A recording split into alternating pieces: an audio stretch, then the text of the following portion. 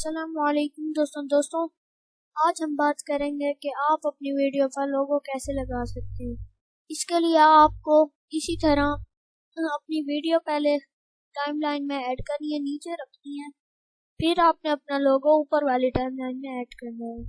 लोगो का साइज बिल्कुल इसी के जितना कर लेना है और लोगो को छोटा कर देते हैं। अब इसको यहाँ पर ले जाते हैं और इसको यहाँ पे जाके फिर इसको थोड़ा और छोटा तो लोगो ज्यादा बड़ा नहीं होता। यह मैंने कर दिया है। ये देखें, ये मेरा लोगो ऐड हो गया है। आज के लिए बस इतना ही, मिलते हैं नेक्स्ट पार्ट में। अल्लाह हाफिज।